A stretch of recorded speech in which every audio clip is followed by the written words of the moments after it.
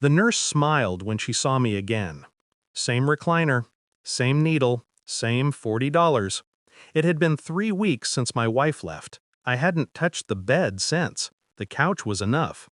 I told them I was donating for rent. They didn't need to know I was doing it to feel alive. When the blood started moving through the tubes, I stared at it. Dark, thick, almost black under the fluorescent lights. It looked too heavy to be mine. Too burdened. "Mr. Hale," the technician said after checking her monitor, "we need to run a quick test." Something in her tone was off. Not fear, curiosity maybe. She walked away with my sample, whispering to another tech. They both looked at me, then at the monitor. 5 minutes later, a man in a white coat entered. No badge, no smile. He didn't introduce himself, just asked, "How are you feeling?" "Fine." He nodded, studying the monitor again. "Your blood, it's showing antibody activity we've never seen before. You're immune to a viral strain that killed over 4,000 people in 1986. I blinked once. "That's not possible." He didn't argue. He just said, "We'll need to keep you here for a bit." An hour later, a woman in a black suit arrived with a folder and a thin smile that didn't reach her eyes. "Mr. Hale," she said, "we're prepared to compensate you for your cooperation." She slid a contract across the table. $8.7 million. Her voice softened. "But first, we need to know," she leaned forward, "where did you get your blood?" Where did I get my blood? It was such a strange question.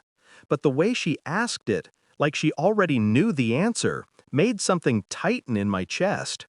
They drew more samples, ran more tests. I watched the machines hum. Cold, precise. Machines don't lie. People do. I signed their non-disclosure forms. I didn't read the fine print.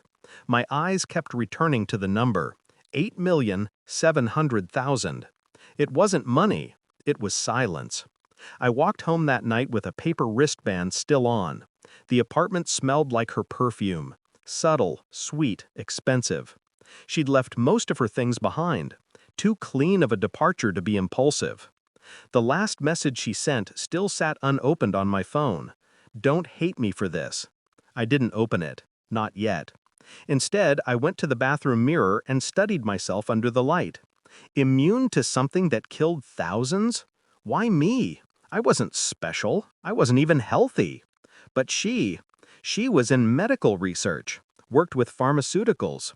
She'd called it immunotherapy trials. I never asked much. She'd come home late, always shower before touching me, always said it was lab protocol. I remember her once saying, "You could be my perfect test subject." It sounded like a joke then. Now, it didn't. The next week, I went back for another session. They took more blood, more questions, same cold smiles. I asked what the antibodies were for. They refused to answer. So I started searching myself. I found her old laptop. She'd left it in the study, locked behind a simple password. Her dog's name. How predictable. Inside, research logs, private correspondence, a project titled Project Seraph, classified under a pharmaceutical company I'd never heard of. There were notes about experimental immunity transfer, plasma compatibility, and subject H01. Subject H. H for Hale.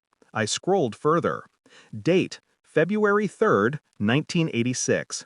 Entry, recovered blood sample from survivor's descendant matches antigen profile. Potential carrier lineage confirmed. Testing to begin covertly. Descendant. Carrier lineage? Me. I kept reading.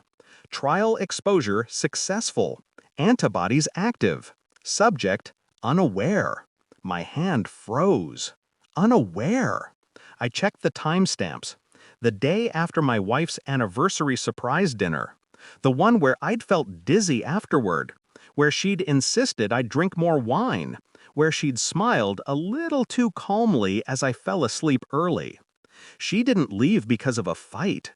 She left because the experiment was over. 4. Major reveal. The truth. I didn't confront her right away. I let the truth sit, Let it rot in silence until it started tasting like iron. Instead, I contacted the pharmaceutical representative who had offered the $8.7 million. Told her I was ready to discuss further terms. She arrived 2 days later, same black suit, same hollow eyes. We met in a quiet conference room at their lab. She placed a stack of documents on the table. I placed my wife's laptop on top of them. Her expression didn't change, but her pulse did. A faint twitch at her neck. "You already know," I said quietly. "She worked for you." The woman didn't respond. "She used me," I continued, voice low and steady. "She took my blood, injected me with something from your vault. You wanted to see if it would bond. It did." A flicker of surprise crossed her face. I slid a printed email across the table. It was between my wife and her.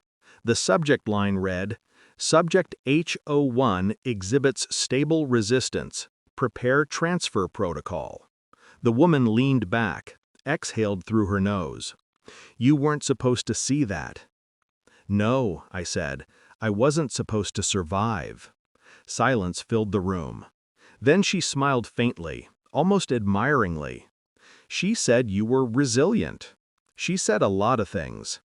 That night, I called my wife. Blocked number. She answered anyway. "Hale?"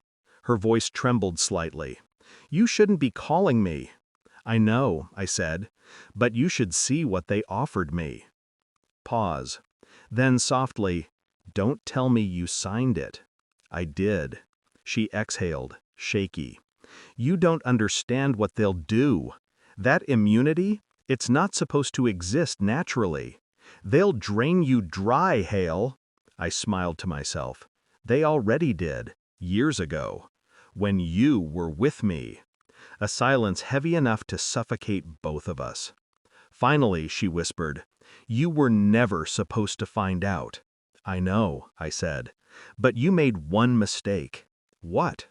"You left your research laptop behind." The sound she made, half gasp, half sob, wasn't guilt. It was fear. I let her breathe for a moment before I spoke again, calm, deliberate. "I sent everything to their competitors. Every file, every message, every proof of what you did. Hale, you don't know what you've done." "Oh, I do.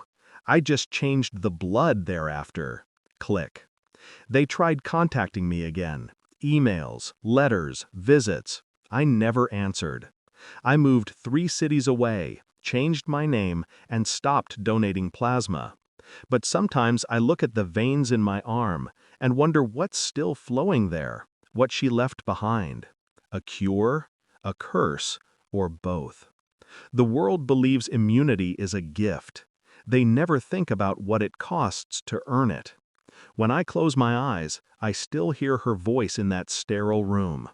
"We'll pay you $8.7 million for your blood samples." I never cashed the check. Money was never the point. Truth was. And truth, once it's out, has a way of infecting everything. Even love. Even her. She wanted to make me immune to death, so I made her live with the truth instead.